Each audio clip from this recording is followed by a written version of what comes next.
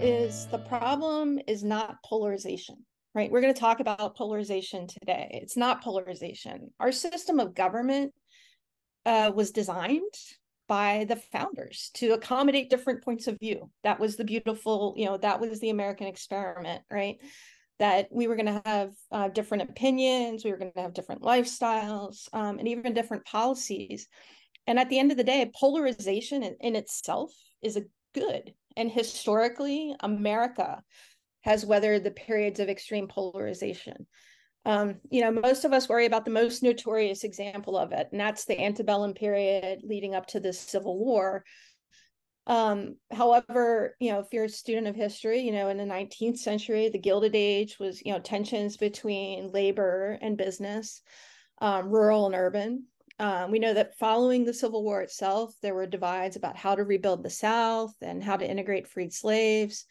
Even our split with England was contentious, right? There were patriots and loyalists. And then some of us are old enough even to remember, I don't remember the 60s, but I remember the 70s, right? The 60s, it was the time of the Vietnam War, civil rights, Watergate, the energy crisis. I remember, watching television with my parents and the battles then. So our country has a history of political conflict, right? Like we have a system of self-governance and federalism, frankly, that has always been sort of that pressure release valve. So, toxic polarization, however, that's the thing that we're talking about in this film, is where the extremes on both sides seek to divide and dehumanize. And that's bad, right? When we start to see people we disagree with as un-American, unworthy of our compassion or understanding, that leads to really dark places. And if we rely upon politics and that toxic polarization to develop solutions, especially, what we see in Washington, where politics, seems to be these days just more about choosing sides than solving problems, that pressure valve will continue to, that will tighten and the pressure will build. So, I have, in doing this film, we went to 3 different cities. We did 6 focus groups, and, it reminded me, right, that our country's traditional motto is e pluribus unum, which is out of many one. It speaks to that unity and integration of the states into one nation. And we see those, we go to different cities. We were Pittsburgh, Phoenix, Atlanta. You see different identities, you see different cultures, you see different styles of government.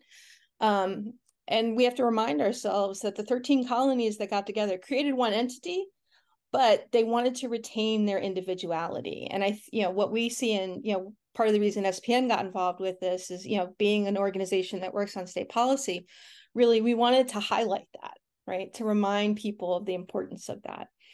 The issues we covered were really, we knew we had to take on the controversial issues. So we went, we were in Atlanta talking about policing the weekend that the Memphis police tape beatings came out. We talked about immigration in Arizona. We talked about gun control in Pittsburgh, Pennsylvania. We talked about abortion. We talked about parental involvement in classrooms. So we were taking on some of the most contentious issues that we've been dealing with as a country. So we hope that people are going to take away from this film that we are a country of different people and with different opinions about critical issues, and we can still find a way to get along and have conversations in civil society. And if we can start having these civil, productive conversations and working towards creating solutions versus choosing sides, we're all going to feel a lot better about it. We hope that what we can do is we can inspire and remind people that, those individual differences can exist alongside our shared sense of identities and purpose. The second I would say is, be curious, not judgmental. I think that was one of the great things that was quoted within Ted Lasso, which I think was popular for many reasons during COVID, among its optimism for the human condition. So just be curious, not judgmental.